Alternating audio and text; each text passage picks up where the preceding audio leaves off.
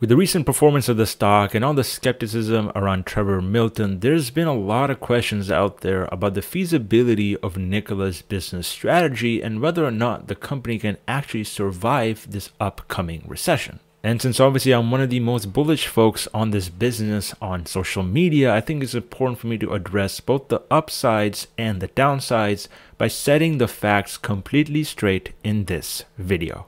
So strap in folks, because in this video we're going to have a big deep dive into the financials, the numbers, and the SEC filings of Nikola Motors to understand exactly what could happen over the next 12 months with what is arguably one of the most innovative electric vehicle businesses in the US.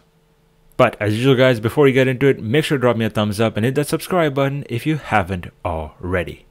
So to start things off, let's first address the Trevor Milton drama, which has definitely weighed significantly on the performance of the stock price and the overall sentiment around this company, even though, as we all know, the business has performed really well. Basically, we saw a lot of eyewitness testimony in this trial dictating how Trevor Milton's claims in 2020 were significantly off from the company's own projections about the business's future. And obviously that resulted in a lot of fear and fear-mongering around this business, because obviously nobody wants to invest in a company that has a dishonest management team.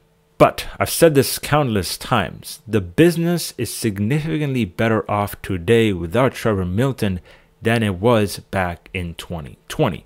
And so the reality is that all the drama we're seeing on the media is just that. It's drama to get ad dollars and viewerships to all these media outlets about something that obviously happened 2 years ago and something that has been well wrapped up in Nikola's share price and the investor community.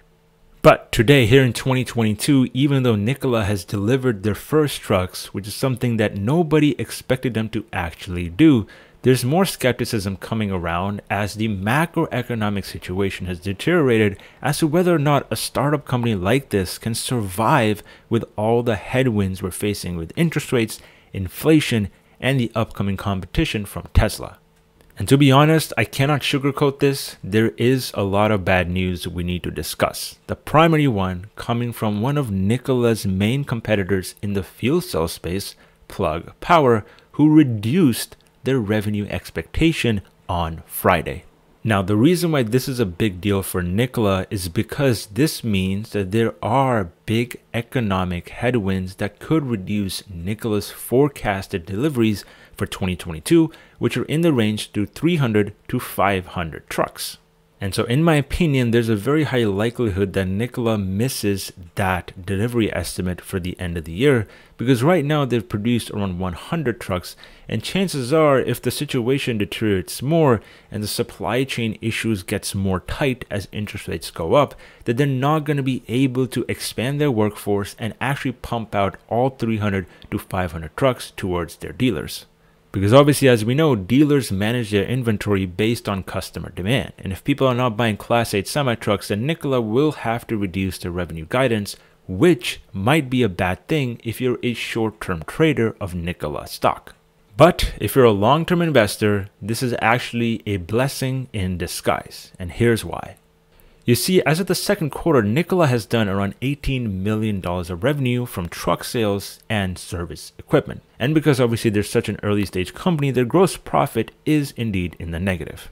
But the really interesting thing is that with the massive decline we've seen in the stock price over the past 2 months, driven by the Fed and driven by the Nasdaq collapsing and reaching another 52-week low, the price of sales on this business right now is at around 73. The reason why that could be insanely cheap is because, as we know, Nikola has only reported 1 quarter of revenue, and every sequential quarter of revenue is going to be higher than the previous one, because obviously they have a minimum target of $90 million in sales.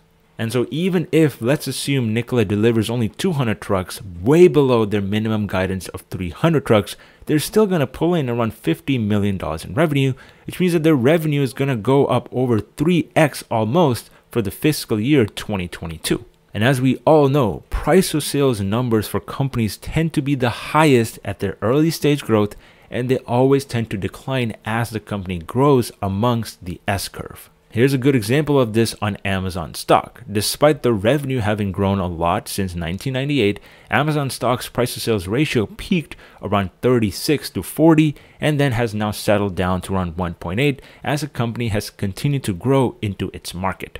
And so the idea here is that if Nikola triples or double its revenue in 2022, which obviously is going to be way below their lower end of their guidance, then this price to sales ratio will be cut in almost half to around $29.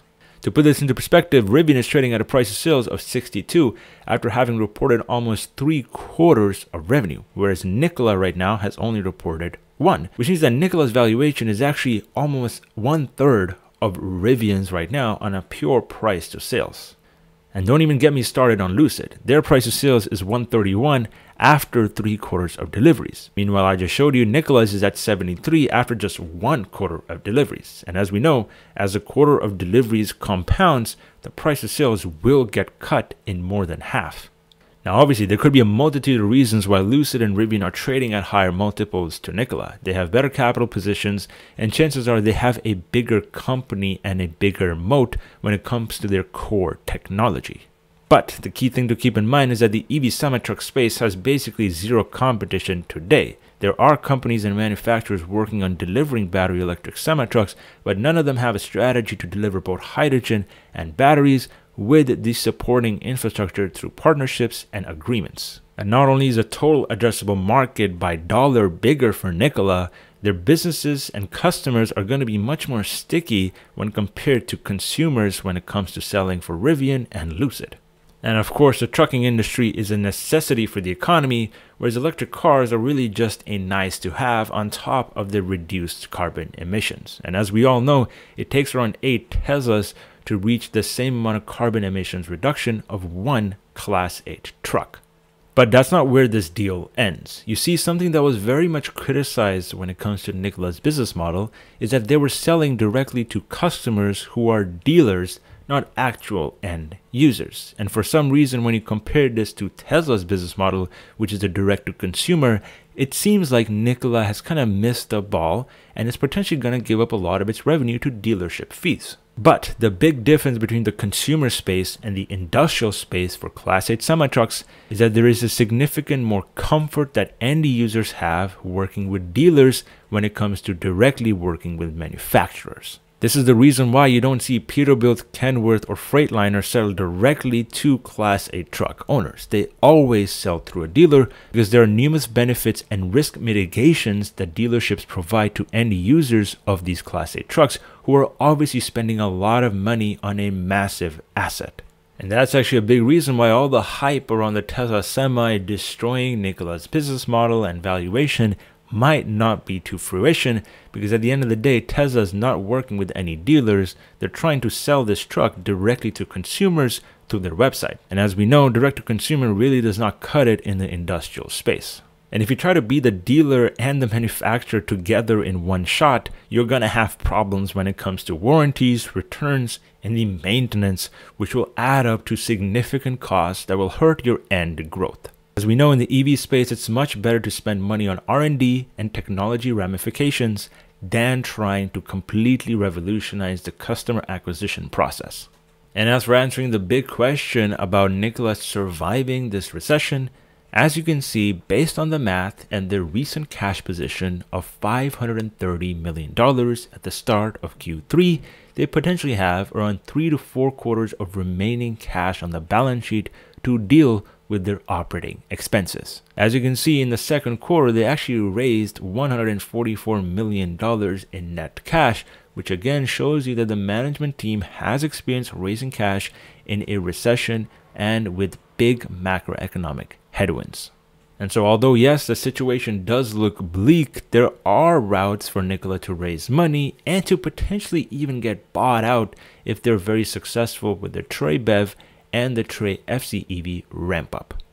That buyout could most likely happen in an all-stock or an all-cash transaction with Iveco, with whom they already have a joint venture in Europe between a 50-50 split. But probably what's more likely is Nikola ends up raising more money through a convertible bond or convertible note with the recent massive share authorization they did, which will increase the amount of investors that can take part in Nikola's business. But bottom line, as much as it sucks to admit it, a lot of Nikola's success will depend on the macroeconomic situation and how investors perceive EV growth businesses despite the massive innovation and climate change impacts these companies will have.